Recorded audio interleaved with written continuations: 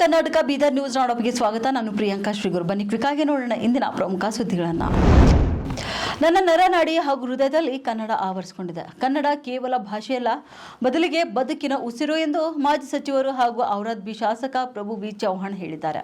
ಬೀದರ್ ಜಿಲ್ಲಾ ಕನ್ನಡ ಸಾಹಿತ್ಯ ಪರಿಷತ್ತು ಹಾಗೂ ಔರಾದ್ ಬಿ ತಾಲೂಕು ಕನ್ನಡ ಸಾಹಿತ್ಯ ಪರಿಷತ್ತಿನಿಂದ ಔರಾದ್ ಪಟ್ಟಣದಲ್ಲಿ ಆಯೋಜನೆ ಮಾಡಿದಂಥ 7ನೇ ಕನ್ನಡ ಸಾಹಿತ್ಯ ಸಮ್ಮೇಳನದ ಉದ್ಘಾಟನಾ ಸಮಾರಂಭದಲ್ಲಿ ಮಾತನಾಡಿದ ಅವರು, ನನ್ನ ಮಾತೃಭಾಷೆ ಬಂಜಾರ, ಮರಾಠಿ ಮಾಧ್ಯಮದಲ್ಲಿ ಓದಿದ್ರೂ ಸಹ ಹೃದಯದ ಭಾಷೆ ಕನ್ನಡವಾಗಿದೆ. ಹಿಂದೆ ಗಡಿ ಭಾಗದಲ್ಲಿ ಕನ್ನಡ ಮಾತನಾಡಿದರೆ ವಿರೋಧ ಎದುರಾಗ್ತಿತ್ತು. ಆದರೆ ಶಾಸಕನಾದ ಬಳಿಕ ಕನ್ನಡ ಶಾಲೆಗಳನ್ನು ಸ್ಥಾಪಿಸಿ ಶಿಕ್ಷಕರನ್ನ ನಿಯೋಜಿಸಿದ್ರಿಂದ ಇಂದು ಪ್ರತಿ ಮನೆಯಲ್ಲಿ ಕನ್ನಡ ವಾತಾವರಣ ನಿರ್ಮಾಣವಾಗಿದೆ ಎಂದು ಅವರು ತಿಳಿಸಿದ್ದಾರೆ. ಕನ್ನಡ ಕನ್ನಡ ಕನ್ನಡ ನಾನು ಬಿ ಒಳ್ಳ ಕನ್ನಡ ಕನ್ನಡ ಕನ್ನಡ ಕನ್ನಡ ಕನ್ನಡ ಪ್ರಮುಖವಾಗಿದೆ. ನಾವು ಯಾವಾಗ ಬಿ ಅವ್ರು ಏನ್ ನಮ್ದು ಡಿಮಾಂಡ್ ಹೇಳ್ಯಾರೆ, ಪ್ರಸಾದ್ ಮಠಪತಿ ಹೇಳಿದ್ರು. ಬಟ್ ಒಂದು ನಮ್ದು ದುಃಖ ಇದೆ, ಶಾಲೆಗಳ ಟೈಮ್ನಲ್ಲಿ ಈ ಸಮ್ಮೇಳನ ಆಗಿಲ್ಲ. ಅಂದ್ರೆ ಇತ್ತು ಕೋವಿಡ್ ಇತ್ತು. ಅವ್ರು ನಮ್ಮ ಹಳೆ ಫೇಸ್ ಕಟ್ ಚೇಂಜ್ ಮಾಡ್ಯಾರ, ಟಕಲ ಇತ್ತು ಫೇಸ್ ಕಟ್ ಚೇಂಜ್ ಮಾಡ್ಯಾರ.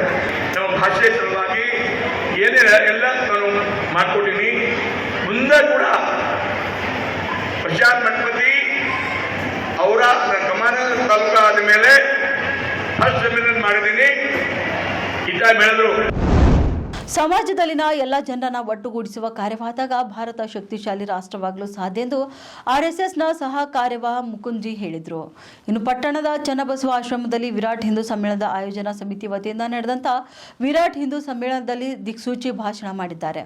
ಸಮಾಜ ಧರ್ಮ ಮರೆತು ಆತ್ಮ ಕೇಂದ್ರಿತವಾದ ಸಮಾಜ ಸುಧಾರಣೆಗಾಗಿ ಹೆಡ್ಗೇವಾರ್ ಅವರು ಆರ್ಎಸ್ಎಸ್ ಕಟ್ಟಿ ಸಮಾಜದ ಒಳಿತಿಗಾಗಿ ಶ್ರಮಪಟ್ಟಿದ್ದಾರೆ. ಇನ್ನು ಸಾಮಾಜಿಕ ಪರಿವರ್ತನೆಯಾಗದೆ ವ್ಯವಸ್ಥೆ ಪರಿವರ್ತನೆಯಾದರೆ ಸಮಾಜ ಮುನ್ನಡೆಯುವುದಿಲ್ಲ. ಸಮಾಜದಲ್ಲಿ ಪರಿವರ್ತನೆ ತರಬೇಕಾದರೆ ಮನಸ್ಥಿತಿ ಬದಲಾಗಬೇಕು ಎಂದು ಅವರು ತಿಳಿಸಿದರು. ಪ್ರಾಚೀನ ಸಮಾಜ ಇದರ ಪುನರುಜ್ಜೀವನ, ಪುನರುತ್ಥಾನ, ಪುನಶ್ಚೇತನ ಈ ಒಂದು ಉದ್ದೇಶವನ್ನು ಮತ್ತಷ್ಟು ಮೊಗದಷ್ಟು ಸಮಾಜ ಬಂದವರಲ್ಲಿ ಪಡಮೂಡಿಸುವ, ತೀವ್ರಗೊಳಿಸುವ ಕಾರ್ಯಕ್ರಮಗಳನ್ನು ಆಯೋಜನೆ ಮಾಡಬೇಕು ಅಂತ ಯೋಚನೆ ಮಾಡಿ ಈ ರೀತಿಯ ಒಂದು ಹಿಂದೂ ಸಮಾಜೋತ್ಸವದ ಕಲ್ಪನೆಯನ್ನು ಇಲ್ಲಿಯ ಕಾರ್ಯಕರ್ತರು ಮಾಡಿಕೊಂಡು ಆಯೋಜನೆ ಮಾಡ್ತಾ ಇದ್ದಾರೆ. ಇಡೀ ದೇಶದಲ್ಲಿ ಸಾವಿರಾರು ಊರುಗಳಲ್ಲಿ ಇದೇ ರೀತಿಯ ನಾವೆಲ್ಲ ಹಿಂದೂ, ನಾವೆಲ್ಲ ಒಂದು, ಎಲ್ಲ ಜಾತಿ ಮತ ಪಂಥ ಭೇದಗಳಿಂದ ಮೇಲೆದ್ದು ಬೀದರ್ ಜಿಲ್ಲೆಯ ಬಸವ ಕಲ್ಯಾಣ ತಾಲೂಕಿನ ಸುಕ್ಷೇತ್ರ ಹಾರುಕೂಡ ಸಂಸ್ಥಾನ ಹಿರೇಮಠದ ಆವರಣದಲ್ಲಿ ಬಸವ ಕಲ್ಯಾಣದ ನಗರದ ರಥ ಮೈದಾನದಲ್ಲಿ ಹಾರುಕೂಡದ ಶ್ರೀಮಠ ವತಿಯಿಂದ ಪ್ರತಿ ವರ್ಷದಂತೆ ಈ ವರ್ಷವೂ ಜರುಗಲಿರುವ 4ನೇ ಕಾಯಕ ಉತ್ಸವ ಪ್ರಚಾರ ರಥಕ್ಕೆ ಚಾಲನೆ ನೀಡಲಾಯಿತು.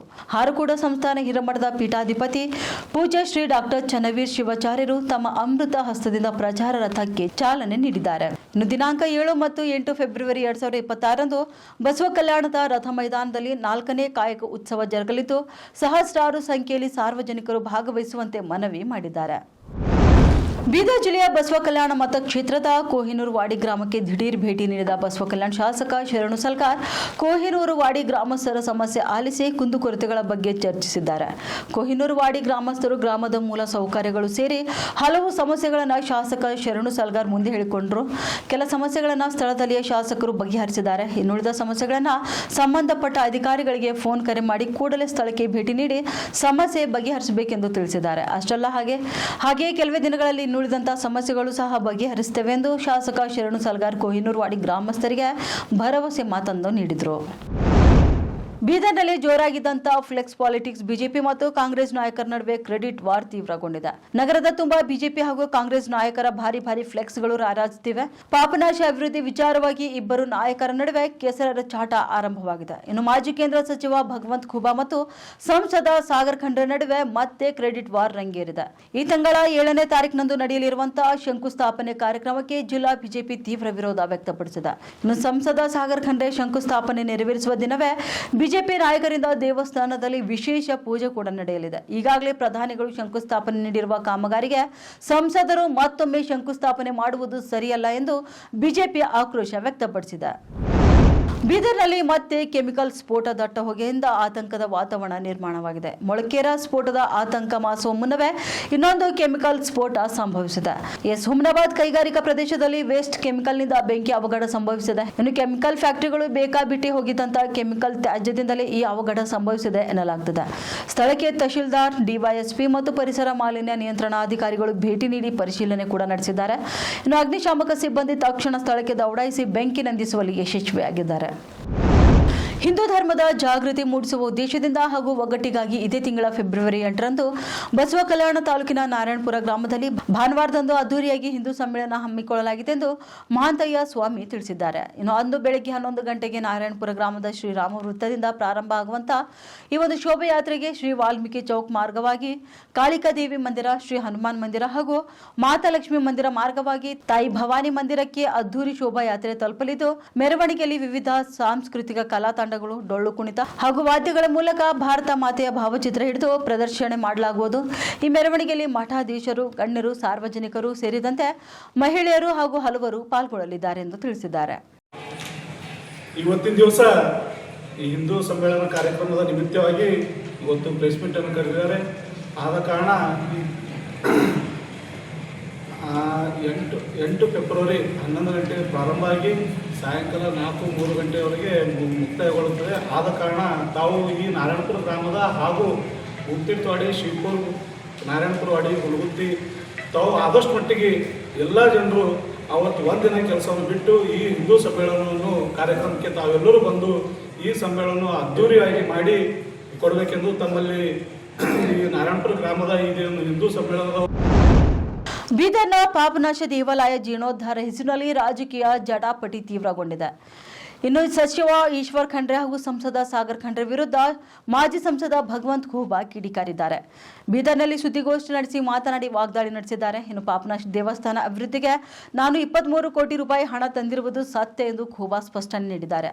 ಆದರೆ ಈ ಸತ್ಯವನ್ನು ಮರೆಮಾಚಲು ಸುಳ್ಳಿನ ಸರದಾರ ಈಶ್ವರ್ ಖಂಡ್ರೆ ಮತ್ತು ಅವರ ಮಗ ಫ್ಲೆಕ್ಸ್ ಹಾಕಿಸುತ್ತಿದ್ದಾರೆ ಎಂದು ಆರೋಪ ಮಾಡಿದ್ದಾರೆ.